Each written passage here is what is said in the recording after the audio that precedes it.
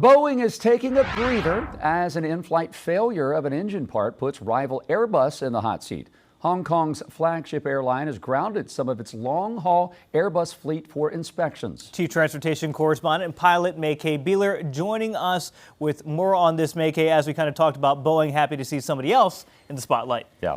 Airbus's turn.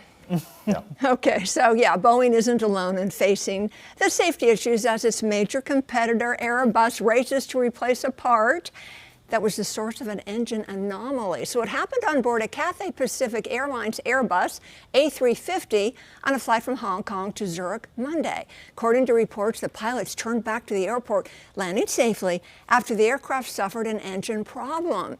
The airline, one of the world's largest users of the long-haul jet, said it involved an engine component failure, later reported to be a fuel nozzle. Cathay Pacific is the first to experience this issue.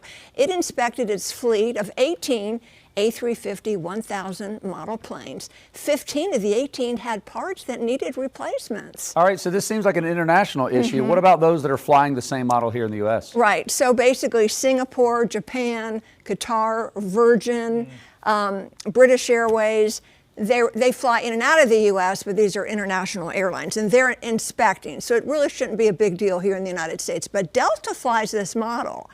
Delta does, however, according to reports, they don't use the engine that had the bad part. So Rolls-Royce makes the engine with the bad part. According to reports, Delta doesn't have that engine in this model aircraft. But all the other airlines, international ones, they are inspecting those parts as a cautionary measure.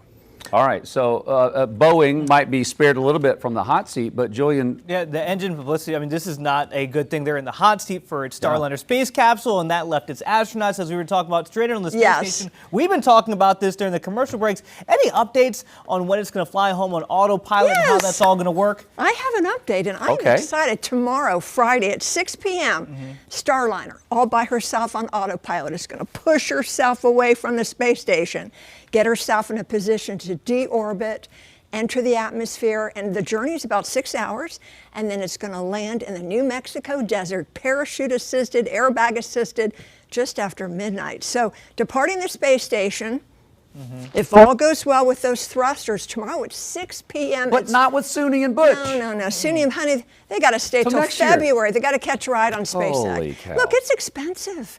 Billions of dollars to send that up and back. They can't just say, well, it's expensive to keep them up there too. I know. You asked me if they get paid extra. I'm going to find out. I'll make some phone calls. There's a lot of questions going on up there. I know. and I know we're getting close to being tight on time, but the timing of it really has to be important because their return carrier is heading up there. Got SpaceX coming up to take them home, but if this doesn't get off in time... Starliner is in the parking spot for SpaceX.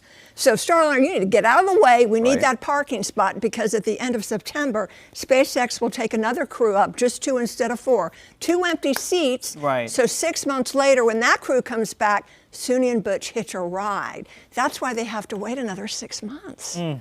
So Starliner, get out of the way. Let's hope the thrusters work. We do want her to come back safely, even though solo without astronauts. We do want it. And Polaris, this is a historic flight we've been talking about, is set to take off at like 3:38 in the morning, Saturday in the wee hours. So I'll keep you updated on that tomorrow. It keeps changing. Wow, there's a lot going on. It's a big week for space fans.